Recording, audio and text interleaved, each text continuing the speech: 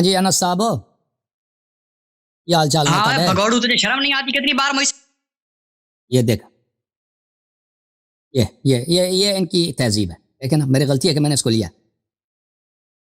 یہ میری غلطی ہے کہ میں نے اس آدمی کو لیا. علی فرزان بھائی تم تیار ہو؟ علی فرزان ہو؟ یہ آیا یہ ہے انس صاحب گالی دینے کے لیے. السلام علیکم. وعلیکم السلام ورحمۃ اللہ وبرکاتہ. کیا حال چال ہے؟ خیریت سے ہیں آپ؟ ٹھیک ہیں آپ؟ اللہ پاک دا کرم ہے سر. تسی سناؤ ٹھیک ہو؟ اللہ تعالی احسان ہے جی. Thank you sir. بولو کہاں سے کال کیا آپ نے؟ پنجابی اچ گل کری. پنجابی گل کر دینے. کتوں لاہور کال تو کیتا ہے؟ لاہور لاہور تے تو. واہ جی واہ. پنجاب یونیورسٹی تو. واہ جی واہ. پنجاب یونیورسٹی پڑھ دے ہو کام کر دے ہو؟ پڑھتے سن ہون چھڑ دیتا ہے. حالات بڑے خراب نے. تن تو پتہ ہی ہوں ڈیوٹی کیتی 12 گھنٹے تے میری اکھاں دے وچ سوزش ہی پیدا ہو گئی ہے ساڈا انتظار کر کر کے. اللہ تانوں شفا دے. یہ کی حکم ہے ساڈے واسطے؟ ساڈے نال سوال تے بڑے کرنے سن لیکن جنی رات پੈ گئی ہے تے میں ہیگا نا پنڈ جڑا ہیگا نا گاؤں تو بلونگ کرنا تے گاؤں دے وچ جڑا ہیگا نا سگنل دا بڑا مسئلہ ہوندا ہے. جی تے کافی دیر تہاڈا انتظار کیتا ہے. چھت دے اوتے میرے تے پیر بھی سن ہو گئے نے. پاؤں جنوں کہتے نا سن ہو گئے. ہوں سوال تے ماشاءاللہ کافی رکھے سن. بسم اللہ کردے ہاں. سب نال پہلا جڑا سوال جڑا ہے میں تہاڈے نال جڑا کرنا چاہ رہا پنجابی وچ گل کردا کوئی مسئلہ تے نہیں؟ تے ناظرین واسطے اردو وچ گل کرو نا. اچھا جی اردو میں بات کرتے ہیں. سب سے پہلے تو حسن بھائی میرا یہ سوال ہے علامہ صاحب کہ پچھلے دنوں انجینئر مرزا صاحب نے ایک پوڈ کاسٹ کیا ہے کہ جس کے اندر آپ کا ذکر خیر ہوا ہے. ہوں تو اس کے اندر انہوں نے کہا کہ میری نہ تو کبھی اللہ یاری سے بات ہوئی ہے اور نہ ہی میری کبھی ای میل کے اوپر ان کے ساتھ کوئی بات ہوئی اور نہ کوئی سبسکرائبر وغیرہ کی.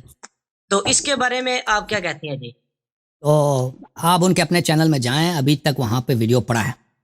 وہاں پہ علی الحسن صاحب کی وہ ویڈیو ہے ان کے اپنے چینل پہ کہ وہ مجھے مناظرے کی چیلنج دے رہے ہیں پرانے والی. جی جی تو وہ جو انہوں نے اپنے چینل میں لگا دیا ہے تو کس نے لگا دی؟ اس کے مرزا کے اپنے چینل میں علی الحسن کی ضرورت نہیں ہے کہ ویسے ویڈیو اپلوڈ کریں. تو اس نے خود اس سے اپلوڈ کرایا ہے. اس سے کہا کہ تم ریکارڈ کرو تو اپلوڈ کرو. تو یہ پر کہنا کہ میں نے نہیں کیا. اگر وہ آپ کے چینل پہ کوئی ہے وہ مناظر علی الحسن تو مجھے مناظر کا چیلنج نہیں دے رہا تھا نا. وہ مجھ سے کبھی مناظر نہیں کرے گا. علی الحسن وہ مناظر ہے ہی نہیں. وہ تو آپ کی جانب سے کر رہا تھا نا. پھر کہہ دینا کہ میں نے نہیں کیا یہ تو بھائی. اور پھر آج علی الحسن آئے تھے. میں نے سب کے سامنے ان سے پوچھا کیا مرزا صاحب نے نہیں کہا تھا کہ میں اللہ یاری سے نہیں کرتا کیونکہ ان کے سبسکرائبر کم ہے؟ تو علی الحسن نے خود کہہ دیا کہ بھائی جی ہاں یہ صحیح ہے مجھے یاد ہے. حالانکہ مجھے یہ یاد بھی تھا کہ اس نے کہا تھا 80,000 جو سبسکرائبر کے ہو جائیں گے تو ہم مناظر کریں گے ان کے ساتھ. تو اس وقت میرے سبسکرائبر بہت کم تھے. میں اردو میں پروگرام ہی نہیں کرتا تھا. 5,000 6,000 اس طرح تھے. تو اس وقت انجینئر کے اپنے سبسکرائبر 2.5 لاکھ تھے. 3 لاکھ 2 لاکھ اس طرح سے زیادہ. تو اس وقت اس نے کہا تھا. تو آج میں نے ان سے پوچھا کہ یہ سچ ہے؟ اس نے کہا جی مجھے یہ یاد ہے اس نے کہا تھا. جی تو یہ آپ خود دیکھ لیں. وہی آج ہی کے پروگرام میں علی الحسن نے شہادت دی. تو شاید وہ بھول گیا مستری صاحب بھول گئے یا جھوٹ کہہ رہے ہیں. بہرحال دوسرا میرا یہ سوال ہے کہ گاندھی صاحب نے ایک جگہ فرمایا ہے کہ سود جو ہے نا وہ دینے والے پر کوئی گناہ نہیں لینے والے پر ہی گناہ ہے. حتیٰ کہ میں نے تو شروع سے یہی پڑھا یہی سنا کہ سود لینے والا دینے والا اور اس کو جو ہے نا وہ آگے پروموٹ کرنے والا اس کے خلاف اللہ تعالیٰ اور اللہ کے رسول سے ان کا اعلان جنگ ہے.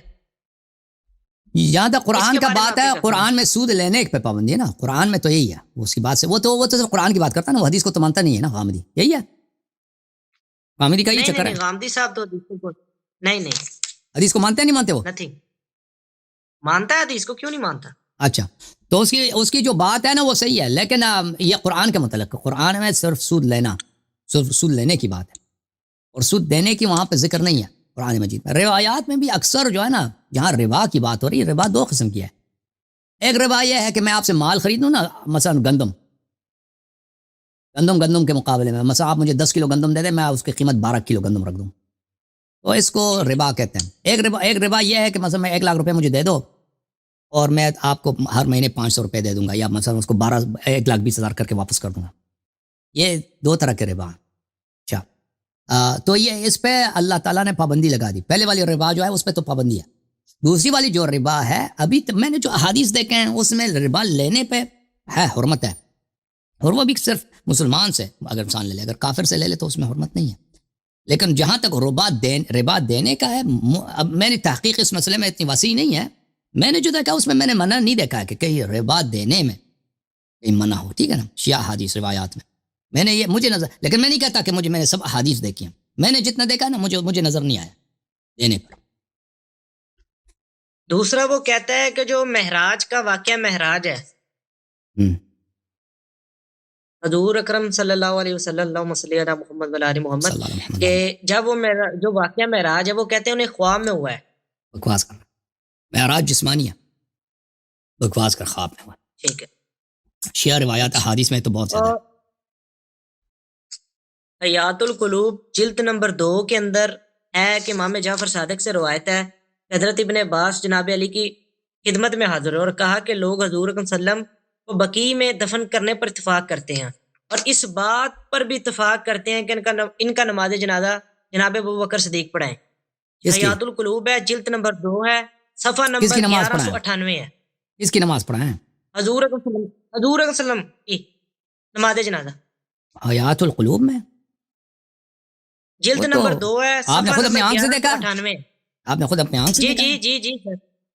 جی سر یہ والا میں نے آپ نے اردو والے میں دیکھی ہوگی نا, وہ ہمارے پاس جو حیات القلوب اصل میں فارسی میں ہے, اور حیات القلوب یہ کوئی تاریخ کی کتاب نہیں, یہ نصیحت و مواعظ کی کتاب ہے. تو یہ علامہ باقر مجلسی صاحب کی ہے, مجلسی کی ہے, مجھے پتہ ہے. تو مجھے نہیں لگتا کہ یہ آپ سے ہی نقل کر رہا ہے. آپ نے کہاں دیکھا, خود حیات القلوب میں دیکھا ہے, کسی امیج وغیرہ پی ڈی ایف میں کسی نے کاٹ کے دکھایا آپ کو؟ پی ڈی ایف میں نہیں, یہ جو ہے نا اس کے اوپر جو ہے نا محمد علی نقشبندی صاحب ہیں بریلوی مکاتب فکر کے, تو تقریباً 2000 سے پہلے تقریباً ان کا سن وفات ہو گیا, تو اس کے اوپر انہوں نے نا اہل تشیع کے جواب کے اوپر 13 کتابیں لکھی ہوئی ہیں, 13 کتابیں لکھی ہیں, عقائد جعفریہ. آپ نے کہاں دیکھا ہے؟ آپ نے وہ نقشبندی کی کتاب میں دیکھا؟ میں نے اس کتاب کے اندر, ہاں جی, اس کے نیچے اس کے حوالے سارے درج ہیں, کئی میں نے چیک کیے اور وہ ٹھیک نکلے ہیں. نہیں بھائی دیکھو, یہ جو ہے نا حیات القلوب, پہلی بات یہ ہے کہ میں آپ خدمت میں عرض کروں کہ یہ کوئی مصادر میں سے نہیں ہے, ٹھیک ہے نا, یہ تو ایک فارسی کتاب ہے, عوام کے لیے لکھی گئی ہے. دوسری بات یہ ہے کہ اس طرح کا میں دیکھ رہا ہوں حیات القلوب میں,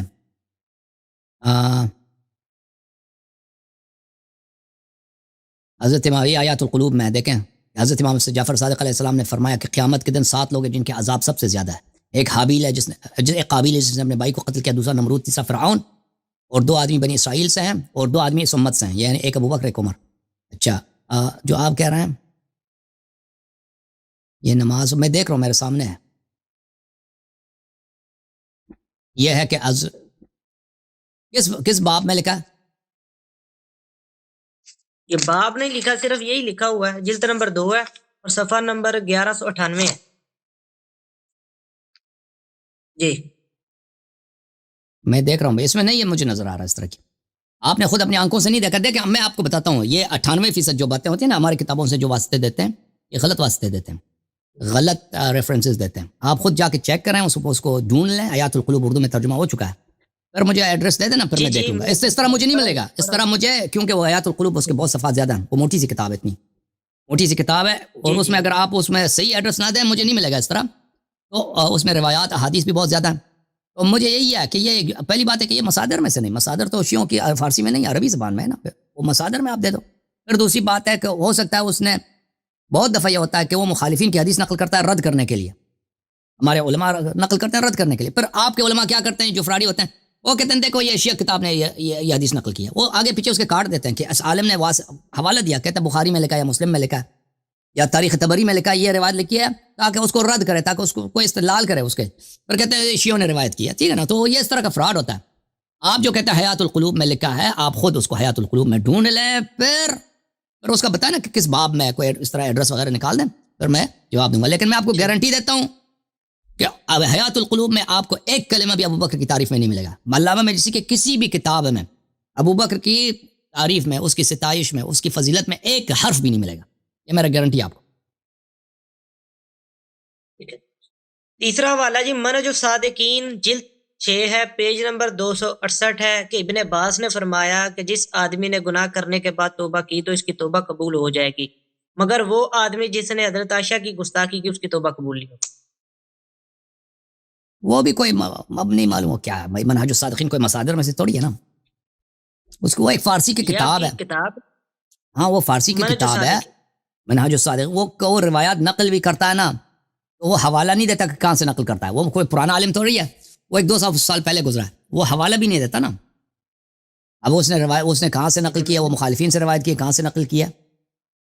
منہج الصادقین میں کس صفحے پر ہے، کس جلد پہ، اردو یا فارسی میں؟ جلد 6 ہے پیج نمبر 268 ہے۔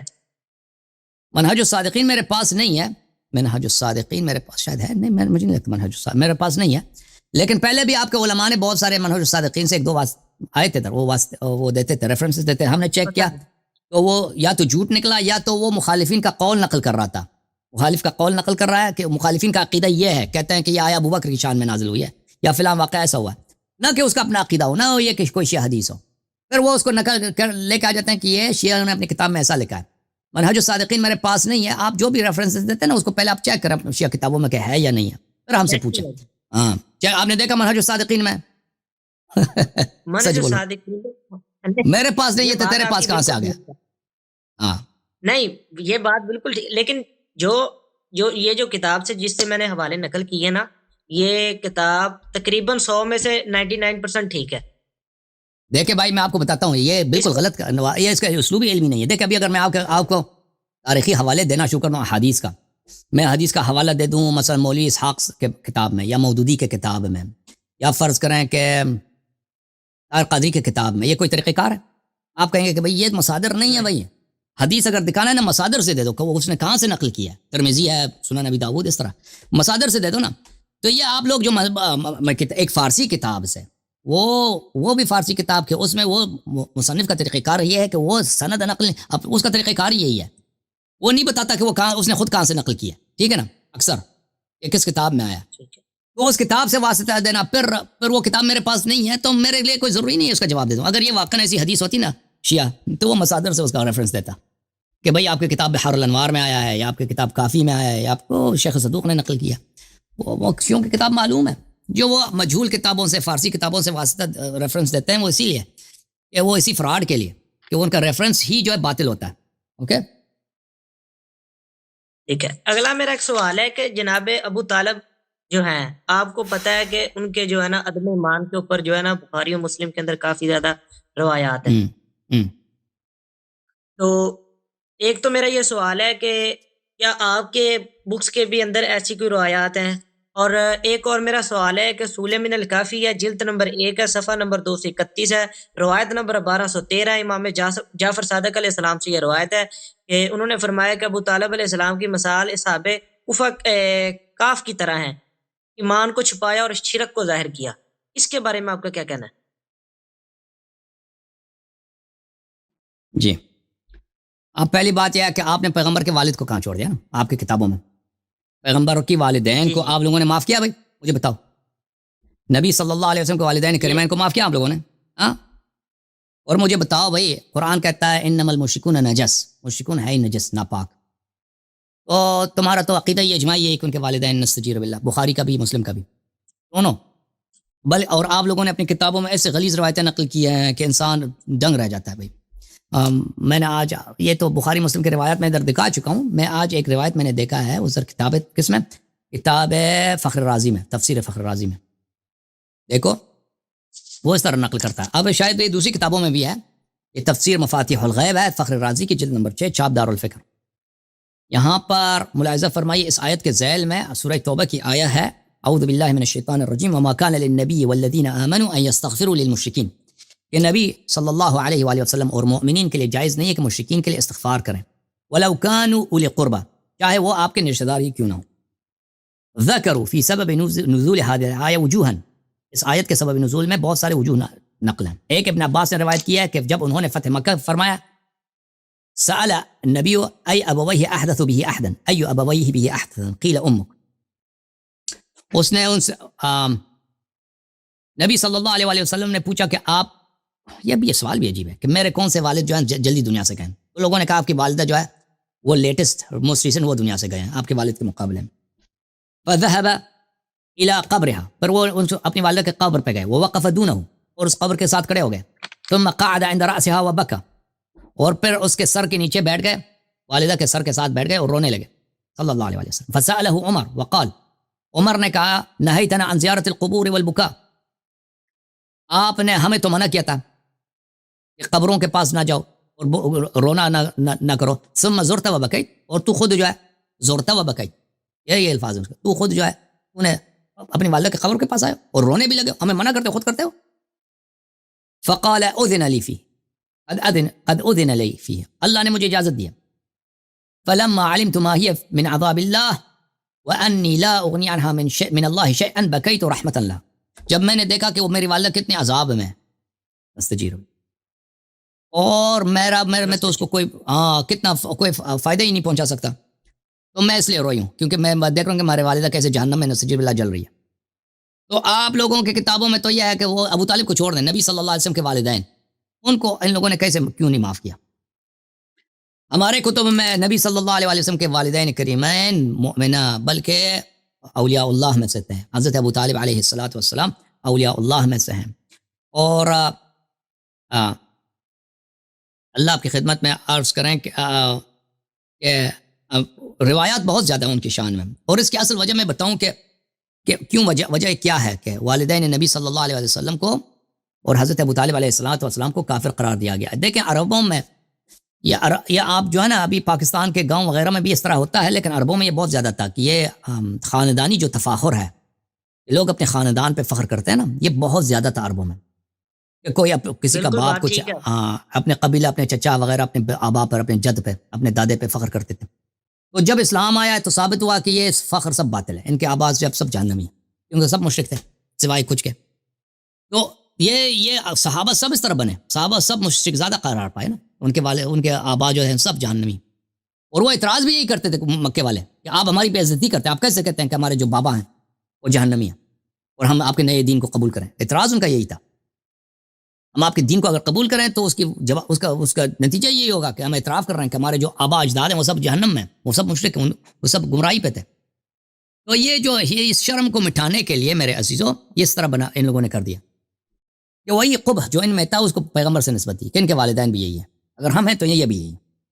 تو نبی صلی اللہ علیہ وسلم کے والدین کو جہمی نستجیب اللہ مشرک بنانا، جہنمی بنانا. اور حضرت ابو طالب علیہ السلام ویسے بھی وہ بھی تو امیر المومنین علیہ السلام کے باپ ہیں، ٹھیک ہے نا، ان سے تو زیادہ دشمنی ہے.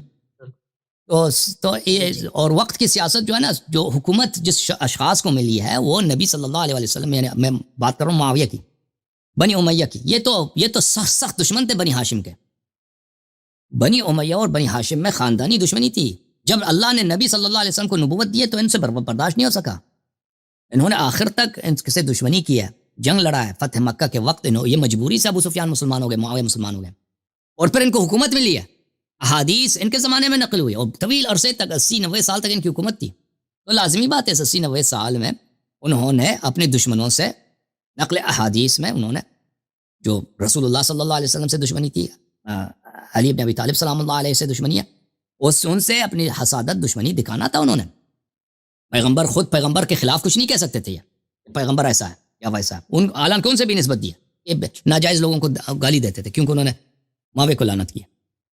تو اس طرح انہوں نے پیغمبر صلی اللہ علیہ وسلم کے والدین کریمین اور حضرت ابو طالب علیہ السلام پہ انہوں نے یہ باتیں بنا دی. اوکے، مزید کچھ سوال ہے بھائی؟ ٹھیک، لیکن سوال تو میرا ہے، لیکن یہ روایت آپ نے کھول کے اس کے بارے میں نہیں بتایا کہ یہ جو روایت میں نے پیش کی ہے کہ ایمان کو چھپایا. ہاں وہ صحیح ہے، میں نے بولی ہے. تو حالت یہ تھی نا، میں آپ کو بتاتا ہوں، وہ روایت بالکل صحیح ہے. حضرت ابو طالب علیہ الصلوۃ والسلام مکے کے سینئر ترین فرد تھے، یعنی مکے کا اگر کوئی سردار تھا قریش کا وہ حضرت ابو طالب علیہ السلام تھے. یعنی ان سے پہلے حضرت عبد المطلب تھے. حضرت عبد المطلب قریش کے سردار تھے، یعنی قریش میں جو کچھ ہوتا تھا فیصلے کرانے ہوتے تھے، اگر کوئی جنگ ہوتا تھا تو اس میں اس کا لیڈر وہی ہوتا حضرت عبد المطلب علیہ السلام تھے. تو ان کی جب وفات ہو گئی تو سب سے ان کا چہیتا بیٹا، ان کا سب سے پیارا بیٹا حضرت ابو طالب علیہ السلام تھے، کیونکہ حضرت عبداللہ علیہ السلام کی تو پہلے سے وفات ہوئی تھی. تو یہ حضرت ابو طالب علیہ السلام شیخ بطحا تھے، مکے کے شیخ، مکے کے سردار تھے. اور ان کا بھتیجا جو بالکل ان کے بیٹے کی طرح تھا، ان کے گھر میں پلا ہے بچپن سے، ان کے آنکھ کا تارا ہے حضرت رسول اللہ صلی اللہ علیہ وسلم. انہوں نے 40 سال کی عمر میں ایک دعوت کا آغاز کیا. دعوت کیا ہے کہ یہ سب خدا، یہ سب غلط ہے. یہ بہت ریڈیکل بات ہے نا. ایک ایسی بات ہے کہ بھئی آپ لوگ جس دین پہ یہ راستے ہی غلط ہے. قریش والوں سے، مکے والوں سے. مکہ تو ایک بت خانہ ہے، مکے میں بتیں، لوگ بتوں کے سامنے سجدہ کرو. یہ سب غلط ہے. یہ کوئی بھگوان نہیں، کوئی خدا نہیں. اللہ وحدہ لا شریک ہے، وہ زمین و آسمان کا خالق ہے، اور میں اس کا پیغام نبی ہوں. اور یہ آپ جو دین کہہ رہے ہیں یہ باطل ہے. تو یہ حضرت رسول صلی اللہ علیہ وسلم جو یہ ریڈیکل پیغام لے کے آئے تھے کہ آپ سب گمراہی پر ہیں، آپ سب کو میری اطاعت کرنی ہے، یہ تو جو لوگ وہاں پر تھے ان کے ہر چیز کے خلاف ہے. ان کے غرور کے خلاف ہے، ان کے اسٹیچر کے خلاف ہے، ان کے آبائی خاندانی فخر کے خلاف ہے، ان کے خداؤں کی تذلیل ہے کہ یہ خداؤں کو اٹھاؤ یہاں سے. خداؤں کو آپ اپنے ہاتھوں سے لکڑ سے مٹی سے بت بناتے ہوئے کیسے خدا ہو سکتا؟ تو اس وقت رسول پاک صلی اللہ علیہ وسلم ان کی دشمنی کا ہدف بن گئے. ٹھیک ہے نا. تو اس وقت رسول پاک صلی اللہ علیہ وسلم کے پاس کوئی حامی نہیں تھا. حضرت ابو طالب علیہ السلام ان کو پروٹیکشن دے رہے تھے اپنے بھتیجے کو. وہ ایمان رکھتے تھے حضرت رسول صلی اللہ علیہ وسلم کی دعوت پر، لیکن وہ دعوت ظاہر نہیں کرتے تھے. اس کی بڑی حکمت تھی، اس کے اپنے ایمان کو ظاہر نہیں کیا، اس کی بڑی اہمیت تھی، کیونکہ وہ لیڈر ہیں، وہ رولر ہیں. حضرت ابو طالب علیہ السلام لیڈر ہیں مکے کے. سمجھ میں آ رہی نا بات آپ کو؟ یہ نقطہ بڑا اہم ہے. جی جی. اگر وہ کہتے کہ میں بھی مسلمان ہوں تو پھر وہ لیڈر نہیں رہیں گے، پھر لوگ کہیں گے آپ تو اسی کا آدمی ہیں. اگر وہ ایک غیر جانبدار، ایک باپ کی طرف سے پورے قوم کا ایک بزرگ ہے، قریش کا بزرگ ہے، قریش کا لیڈر ہے، جو با انصاف بات کرتا ہے، ٹھیک ہے نا، کہ اپنے بتیجے کو قتل ہونا بھی نہیں دیتا، اس کی وجہ سے لوگ کہ بھئی یہ خاندان کا بزرگ یہ ہے. بھئی اگر وہ کہتے کہ میں مسلمان ہو چکا ہوں تو وہی گالی جو پیغمبر کو ملتی ہے اسی انہی کو، یعنی اس کی پس لیڈرشپ ہی ختم ہے. وہی گالی حضرت ابو طالب علیہ السلام کو ملنا شروع ہوئی، وہی پتھر جو پیغمبر کو مارتے تھے ابو طالب علیہ السلام کو ماریں گے. لیکن اگر وہ اس طرح ظاہر نہیں کرتا، لوگ سمجھتے ہیں کہ ہمارے دین پر ہیں، لوگ ان کی پہلے سی طرح اسلام سے پہلے کی طرح عزت کرتے ہیں کہ یہ قریش کا بڑا لیڈر یہی ہے، مکے کا گورنر، مکے کا رولر، مکے کا جو سردار ہے یہی ہے. یہ جو ہے نہ تو پیغمبر کو قتل ہونے دیتا ہے اور نہ پیغمبر کا کل کر مثلا تصدیق کرتا ہے. تو یہ نبی صلی اللہ علیہ وسلم کے لیے بہت زیادہ اہم ہے، نبی صلی اللہ علیہ وسلم کے لیے بہت زیادہ مفید ہے اس طرح سے ان کی مدد کرنا. تو حضرت ابو طالب علیہ السلام بالکل تقیہ کرتے تھے، اور وہ اسی صورت میں پیغمبر کی مدد کر سکتے تھے کہ اگر وہ تقیہ کریں. اگر وہ کھل کر اسلام ہونے کا دعویٰ کرتے تھا نا، تو پھر وہ جو پروٹیکشن وہ دے رہے تھے پیغمبر کو، اس طرح پروٹیکشن نہیں دے سکتے تھے. اور کفار بار بار آتے تھے ان کے پاس کہ بھئی آپ اپنے بتیجے کو بولیں کہ آپ نے سنا ہے نا تاریخ میں کہ ان کو اگر لڑکی چاہیے تو ہم ان کو بہترین لڑکی سے شادی کرا دیتے ہیں. اگر ان کو دولت چاہیے، جتنا پیسہ یہ مانگے ہم ان کو دولت دے دیتے ہیں. بھائی آپ ان سے کہتے ہیں کہ اپنی دعوت سے باز آ جائیں، بھئی ہمارے خداؤں کو کچھ نہ کہیں. تو نبی صلی اللہ علیہ وسلم نے کہا کہ چچا اگر یہ سورج کو میرے دائیں ہاتھ پہ رکھیں، چاند کو میرے بائیں ہاتھ میں رکھیں، میں اپنی دعوت سے باز نہیں آنے والا. تو کیوں حضرت ابو طالب علیہ السلام کے پاس جاتے تھے؟ اس لیے جاتے تھے کہ حضرت ابو طالب علیہ السلام کی بہت بڑی اسٹیچر تھی وہاں پہ. وہ مکے کا سب سے بڑا، سب سے پر اثر رسوخ لیڈر تھے. وہ مکے کا سب لوگ ان کے احترام کرتے تھے، اور حضرت رسول صلی اللہ علیہ وسلم بھی ان کا احترام کرتے تھے. سب پورے قریش کے بڑے تھے اور یہ ان کے بیٹے کی طرح تھے نا.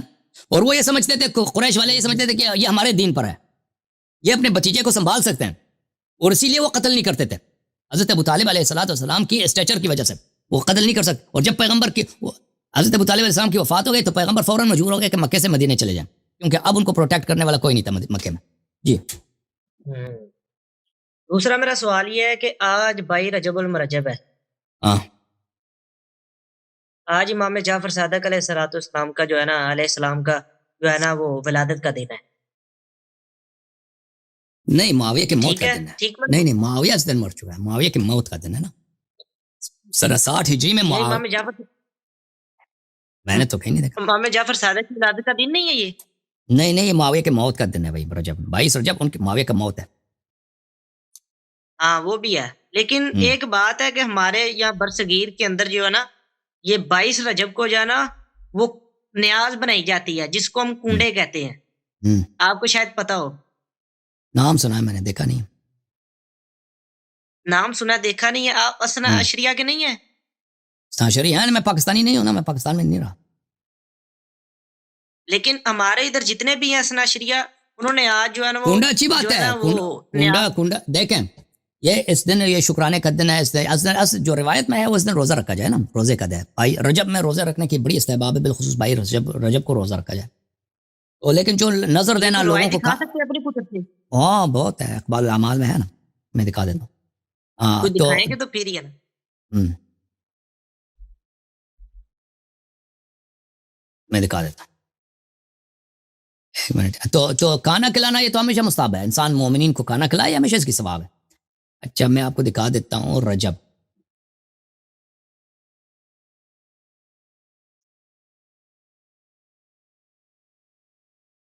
رجب المرجب کی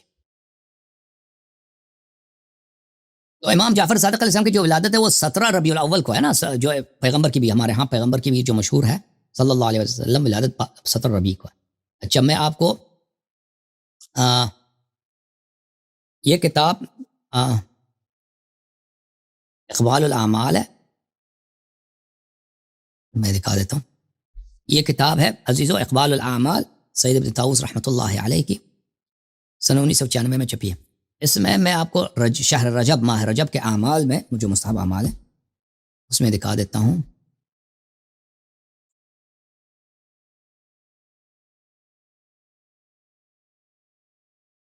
جی ہاں یہ صفحہ نمبر ہے 173. 173 بھلے شیخ مفید رحمۃ اللہ علیہ اپنے کتاب حدائق الریاض میں روایت کرتے ہیں، رجب کے مہینے کا ذکر کیا. انہوں نے کہا الیوم الثانی والعشرون منہ سنۃ 60 من الہجرہ، اس سال سنہ 22 رجب کو سنہ 60 ہجری میں، 22 رجب سنہ 60 ہجری میں اہلک اللہ احد فراعنۃ هذه الامہ معاویہ بن ابی سفیان، اللہ تعالیٰ نے اس امت کے ایک فرعون معاویہ بن ابی سفیان کو ہلاک کیا ہے. فیستحب صیامہ شکرا للہ علی ہلاکہ، تو اس دن اس کی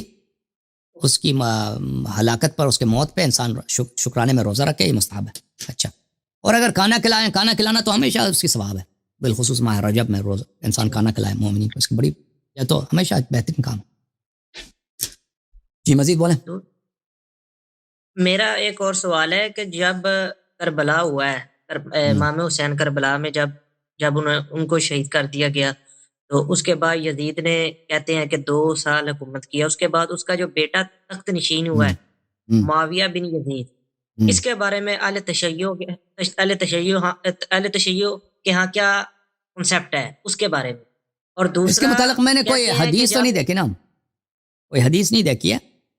اہل بیت علیہ السلام نے اس کا ذکر کیا ہوا ابھی میرے ذہن میں نہیں ہے کوئی حدیث ہے اس کے متعلق، لیکن آپ کی خدمت میں عرض کریں کہ شاید اس کی مدح ہوگی کہ اس نے حکومت اسی لیے قبول نہیں کیا کہ امام حسین علیہ السلام کی شہادت کی وجہ سے. اس طرح کی باتیں چلتی ہیں کہ وہ حدیث ہے یا نہیں ہے، یا مورخین کے اقوال ہے وہ میں بھول گیا ہوں، وہ دیکھنا ہوگا. ٹھیک ہے میں نوٹ کرتا ہوں اس کو، پھر میں اس کو چیک کروں گا کبھی.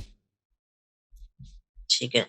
اور دوسرا حر بن یزید کے بارے میں کیا کہنا ہے آپ کا؟ وہ تو مولا کا وہ شیعہ ہو گیا، روز عاشور آ گیا امام علیہ السلام کے پاس، وہ تو جنت کے سرداروں میں سے ہے. ٹھیک. اور دوسرا ایک میرا سوال ہے کہ آپ ماشاءاللہ آپ کی جو ہے نا وہ علمی قابلیت کسی سے ڈکی چھپی نہیں ہے. میں آپ سے تقریباً میں کہتا ہوں خادم ہم ہیں آپ کے، جی ہم آپ کے جو ہے نا وہ آپ کی مثال اس طرح ہے جس طرح پر آپ کے ٹیبل پر پڑی پانی کے گلاس کی ہے، جس کو کسی کی پرواہ نہیں، ہمیں اس کی پرواہ ہے، ہمیں اس کی ضرورت ہے. آپ کو ہماری ضرورت نہیں ہے، ہمیں آپ کی ضرورت ہے، کیونکہ آپ جو ہے نا ماشاءاللہ میں نے جو ہے نا آپ کو تقریباً 1-2 سال سے سن رہا ہوں، تو ماشاءاللہ لوگ آتے ہیں فل تیاری کر کے، ماشاءاللہ آج آپ نے پانی بھی پی لیا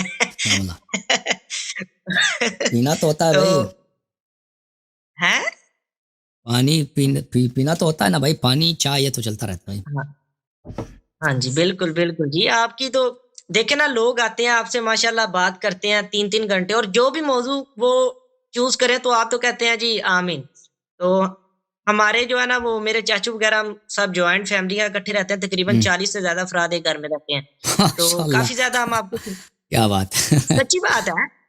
اور سب یہ اکٹھے رہتے ہیں، اور سب سے بڑے میرے ابو ہیں اور میری امی ہیں، تو سارا گھر کا کھانا میری امی نے بنانا ہوتا ہے، تو کافی زیادہ سنتے ہیں. تو ابھی جو ہے نا چاچو میرے نے ایک سوال کیا تھا کہ آپ ان سے پوچھئے گا کہ آپ جو ہے نا ماشاءاللہ کام تو کافی زیادہ اچھا کرتے ہیں، لیکن اتحاد امت کے اوپر آپ بات کیوں نہیں کرتے، یعنی کہ اتحاد امت کیوں نہیں کرنا چاہتے؟ حتیٰ کہ وہ کہتے ہیں ٹھیک ہے کہ آپ کے پاس دلائل ہیں، آپ حق جو ہے نا وہ حق پر ہیں، لیکن آپ اتحاد امت کا کیوں نہیں کام کرتے؟ جس طرح کی آپ باتیں کرتے ہیں، مانا کہ آپ جو ہے نا وہ کتابوں سے ثابت کرتے ہیں، لیکن جو ہے نا وہ کیا خیال ہے ایک نیا فرقہ بناتے ہیں، اس طرح فساد پیدا ہوتا ہاں ایک نیا فرقہ بنا دیں, نیا فرقہ بناتے ہیں اتحاد والے. نہیں فرقے تو آگے کافی زیادہ ہو گئے ہیں, فرقے تو کافی زیادہ ہو گئے عرض ہیں. یہ ہے کہ اتحاد دیکھیں, اتحاد کا نسخہ جو اللہ اور رسول صلی اللہ علیہ وسلم نے بتایا نا, وہ بہترین نسخہ ہے. دین میں سب کچھ ہے, اتحاد جو ہے اس کا نسخہ اللہ اور رسول صلی اللہ علیہ وسلم نے واضح طور پہ دی ہے. انہوں نے فرمایا ہے کہ میرے بعد قرآن اور اہل بیت علیہ السلام کی اطاعت کرو, اتباع کرو, کبھی تم گمراہ نہ ہو جاؤ گے. تو اس کے علاوہ اور پھر یہ آیا جو ہے وہ اعتصموا بحبل اللہ جمیعا ولا تفرقوا, اللہ کی رسی کو مضبوطی سے پکڑو اور متفرق نہ ہو جاؤ. یہ اللہ کی رسی اہل بیت الاطہار علیہم السلام ہے.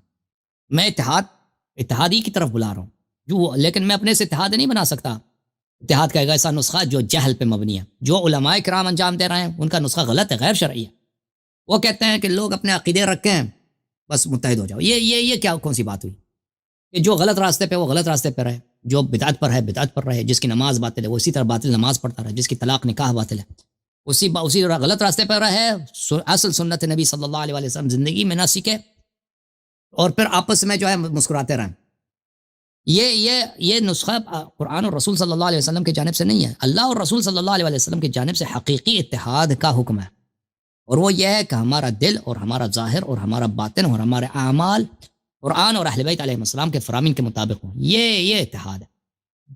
باقی جہاں تک یہ بات ہے کہ مسلمان آپس میں مختلف مذاہب فکر جو ہے سب لازمی بات ہے, سب کو سب حق کی بات مان لیں, یہ تو ابھی ہمارے بس کی بات نہیں ہے اور ہمارے زمانے میں نہیں ہونے والی.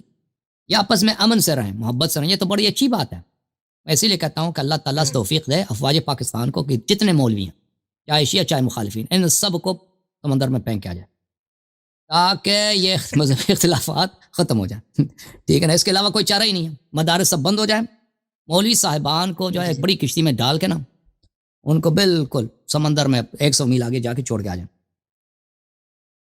پاکستان کے اندر اور یہ سب جو سے پہلے شیعہ مولوی, سب سے شیعہ مولوی بھی اور ان کے بھائی دونوں تب پھر جو ہے امت میں, پھر امت جو ہے نا ایک سیکولر گورنمنٹ بنے پاکستان میں, اور لوگ جو ہے یہ تکفیر وغیرہ کا سلسلہ بند ہو, اور لوگ جو ہے بھائی دین پہ عمل کریں, ایک دوسرے سے پیار سے رہیں. کیونکہ جتنا پاکستان میں مدارس نے اور مساجد نے اور مقررین نے بدامنی پھیلائی ہے اور ایک دوسروں کا قتل کرائی ہے, بالخصوص شیعہ عوام کے قتل کرائی ہے, اس کے کوئی حساب ہی نہیں ہے. بے شک دوسرے ملکوں میں بہت کم ہے.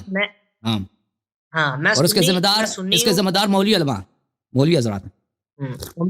میں سنی ہوں, اور ہمارا تقریباً جو ہے نا وہ خاندان بریلوی مکاتب فکر سے جو ہے نا وہ تعلق رکھتا ہے. اور یہ بات واقعی بالکل ٹھیک ہے. ہم نے ساری زندگی یہی سنا ہے کہ شیعہ کی بکری قرآن کھا گئی, یہ تو پتہ بعد میں چلا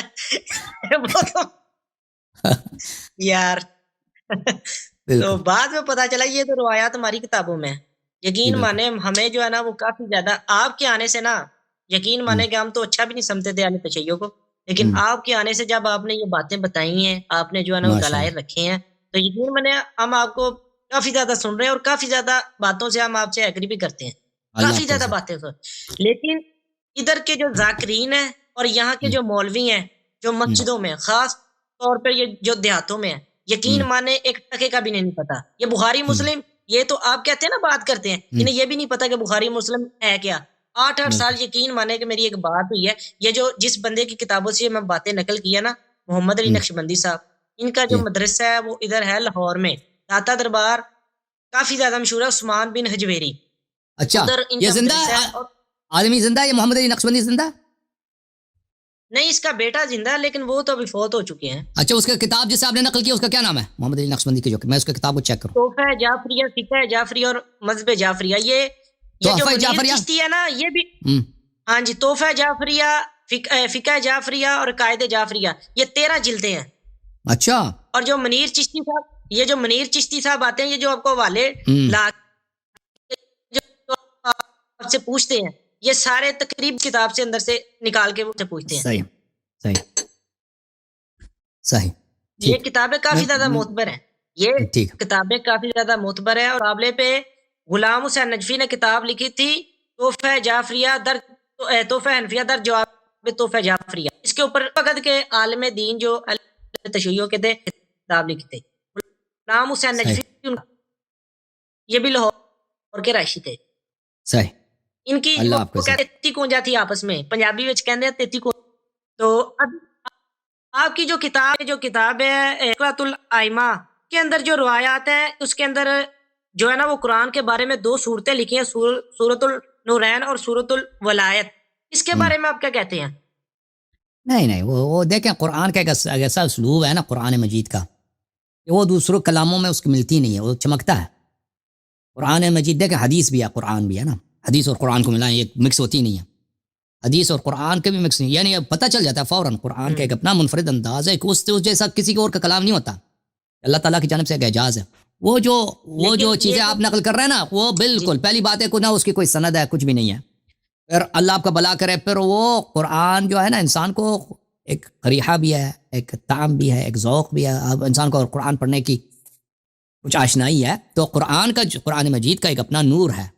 دیکھیں رسول صلی اللہ علیہ وسلم کا کلام نور ہے، لیکن وہ فصیح بھی ہے، بلیغ بھی ہے، لیکن قرآن مجید اور ہے، قرآن مجید کا انداز ہی اور ہے، بیان اور ہے. تو اس میں وہ نہیں ہے. آپ کی خدمت میں عرض کروں کہ آپ کی کتابوں میں بھی وہ سورہ ہے نا، سورہ خلع حفت، آپ نے دیکھا وہ کون سی صورت ہے؟ کون سی صورت ہے؟ ایک منٹ میں کتاب لے کے آؤں، ایک منٹ. اوکے میں الدر المنصور لے کے آؤں. ناظرین یہ کتاب ہے الدر المنثور فی التفسیر بالمأثور، تالیف عبد الرحمن السیوطی، جس کو جلال الدین السیوطی کہتے ہیں. یہ جلد نمبر 8 ہے، چاپ دارالفکر. یہ قرآن مجید کے متعلق بہت بڑی اور اہم تفسیر ہے. الدر المنثور جلد نمبر 8، یہ جلد نمبر 8 ہے، چاپ دارالفکر. کتاب چھپی ہے کب؟ سنہ 2009 میں. ذکر ما ورد فی جمع فی سورۃ الخلع و سورۃ الحفت. سورۃ الحفت، سورۃ الخلع اور سورۃ الحفت کا ذکر. بھلے حماد نے روایت کیا قرأنا فی مصحف ابی بن کعب. ابی بن کعب کے قرآن ہمارے پاس موجود تھی، اس میں یہ لکھا تھا اللہم انا نستعینک ونستغفرک ونثنی علیک الخیر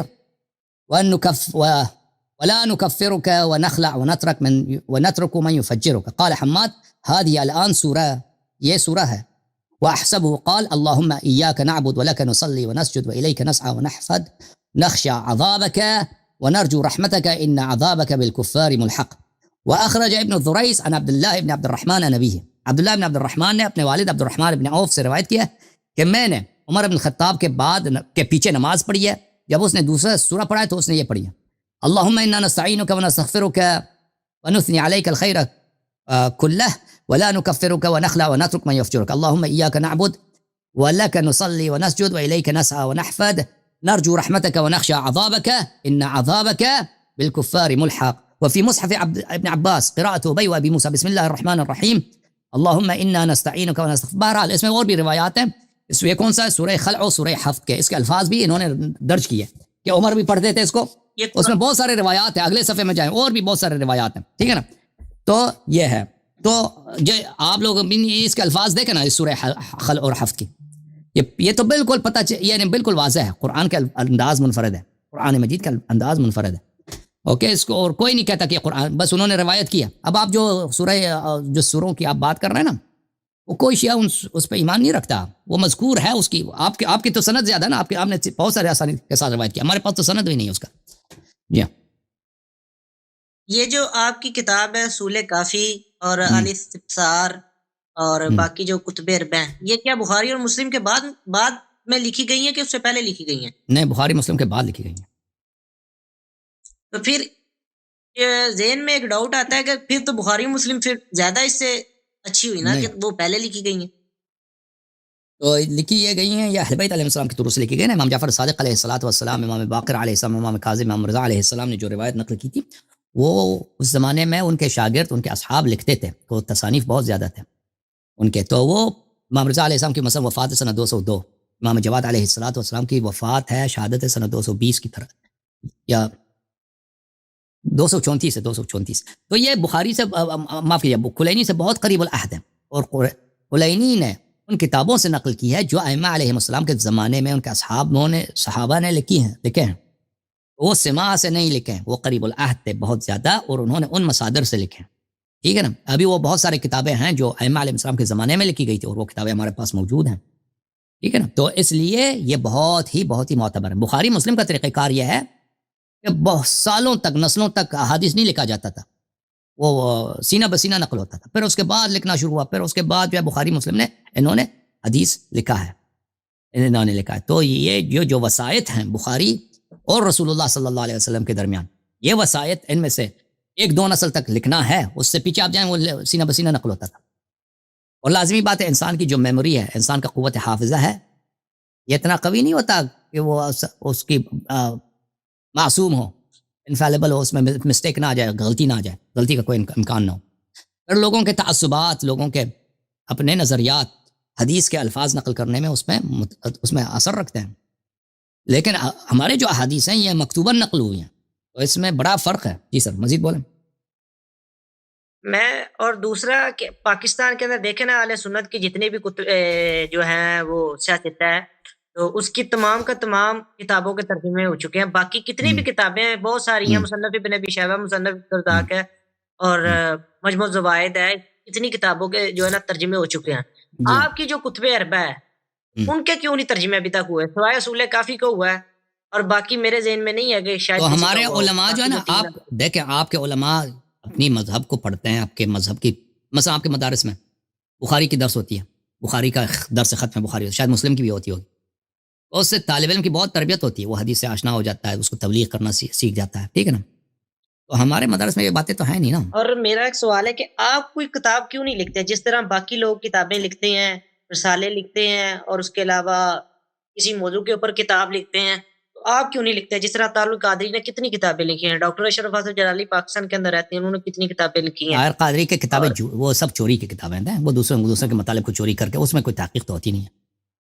تو دیکھیں وہ اگر دیکھیں جو میرے پاس ٹائم نہیں ہوتا کتاب لکھنے کے لیے.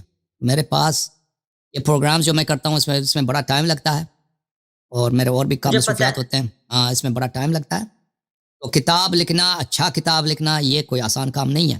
اچھا کتاب, علمی کتاب, لیکن بہت سارے مؤلفین ہیں, مصنفین ہیں, ان کی تصانیف زیادہ ہیں, لیکن ان کی کوئی ویلیو نہیں ہے, کیونکہ اس میں علم نہیں ہے, اس میں تحقیق نہیں ہے. جو مجھے مثلا اگر میں لکھ دوں ایسی باتیں لکھ دوں جو دوسری کتابوں میں کم ہیں, ٹھیک ہے, میں تو ایسے لکھوں گا, کیونکہ اگر ایک کتاب ہے ایک موضوع پر اس نے مصنف نے اچھا لکھا ہے, تو میں کیوں اپنا ٹائم ضائع کروں تاکہ اسی جیسا میں بھی ایک لوں. اس طرح لکھنا میرے لیے بڑا آسان ہے. لیکن ایسی چیزیں میں لکھ دوں جو دوسروں نے بیان نہیں کیا, وہ میرے پاس مواد بہت زیادہ ہے اس پر, ایسے مسائل پر, لیکن اس پہ میرے پاس ٹائم نہیں ہے, میرے پاس وقت نہیں ہے. تو اس کی وجہ یہ ہے, اصل وجہ یہ ہے. آپ کی دیگر مصروفیات بھی ہیں, اس کے علاوہ آپ کا مجھے پتا چلا ایک چینل بھی ہے اہل بیت کے نام سے, اور دوسرا جو ہے نا پاکستان کے اندر جو اسنا عشریہ رہتے ہیں وہ تو آپ کے خلاف ہیں.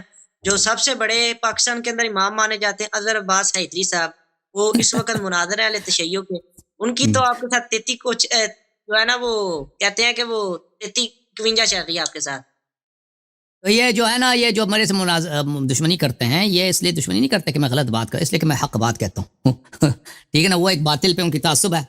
جیسے مثلا سیدانی کی نکاح ہے, اور وہ ان کا ذرا عباس کے اور مسئلہ نہیں ہے. میں نے کہا کہ ایک شخص اگر سیدانی کا نکاح مذہب اہل بیت میں جائز ہے, تو اس مسئلے پہ یہ ایک جہالت ہے, ان کی ایک نادانی ہے, ان کے پاس کوئی دلیل نہیں ہے, اور شیعہ مذہب میں کوئی اس کا قائل بھی نہیں ہے. یاد رکھو, یہ صرف آپ کے پاکستان اور پنجاب کے ملنگ جو ہے نا, یہ بیوقوف نہ, وہ جو دین سے ان کا واسطہ ہی نہیں. وہ ذاکرین جو نا, ان کو جب سے میں نے شرط رکھی نا ذاکرین یہاں پہ قرآن سنا دے پہلے مناظر, وہ کوئی ذاکر ادھر آتا بھی نہیں. کوئی نہیں آیا, بند ہو گیا, سلسلہ ہی بند ہو گیا. وہ جن کو قرآن نہیں پڑھنا, کچھ بھی نہیں آتا, وہ زبانی ایک دوسرے سے سنتے ہیں نا, ان کا عقائد بالکل کفریہ ہوتا ہے. ان کا کام یہی ہوتا ہے, ان کے مجلسوں میں کیا ہوتا ہے پتہ ہے, ان کا کام یہی ہے کہ امیر المؤمنین علی علیہ السلام کو اللہ سے قیاس کریں. کبھی لڑاتے ہیں تو آپس میں نا, کبھی اللہ بڑا نکلتا ہے, کبھی علی علیہ السلام. ان کا کام یہی ہے بالکل, یعنی کفر, یعنی اہل بیت علیہ السلام کا مذہب یہ توڑی ہے. ان کے فضائل یہ تو نہیں ہے کہ آپ ان کو لڑاتے جائیں. اللہ تعالیٰ نستجیر باللہ, وہ اللہ کے عبد ہیں, اللہ کے مخلوق ہیں, اللہ کے سامنے ساجد ہیں, اللہ کے سامنے ذرہ بھی نہیں ہے. اللہ تعالیٰ خالق کل چیز ہے.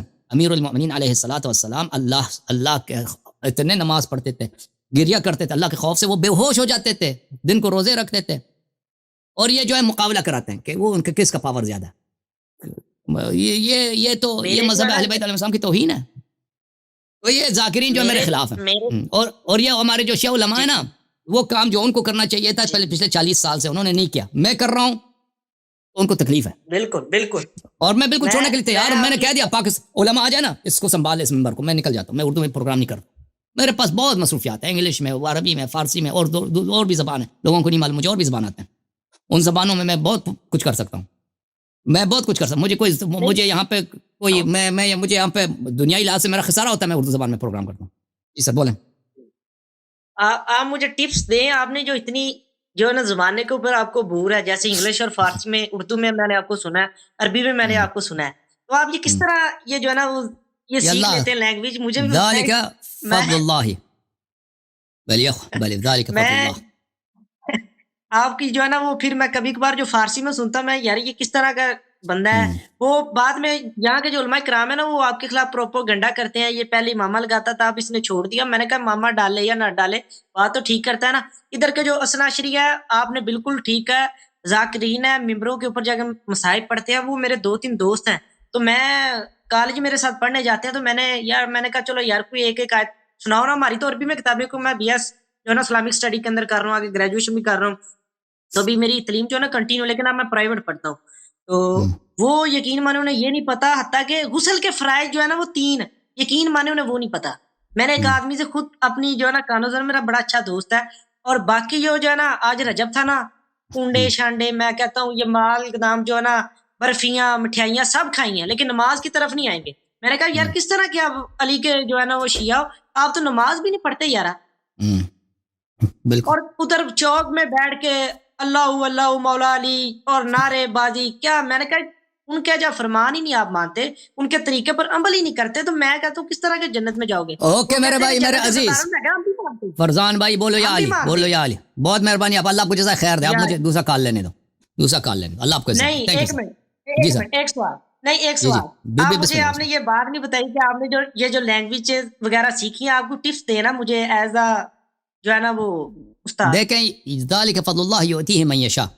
یہ انسان کی عمر جب کم ہونا تو وہ سیکھنے کی کوشش کرے، اس وقت زیادہ آسان ہوتا ہے. جب عمر بڑھ جاتا ہے تو زیادہ مشکل ہوتا ہے. لیکن انسان اگر محنت کرے، سیکھ لے تو بہت کچھ سیکھ سکتا ہے. ٹھیک ہے نا، بہت کچھ سیکھ سکتا ہے. اس محنت پہ محنت کریں. عربی زبان، فارسی زبان کو آپ نے سیکھنا ہے، آپ نے جو ہے نا وہ محنت کریں.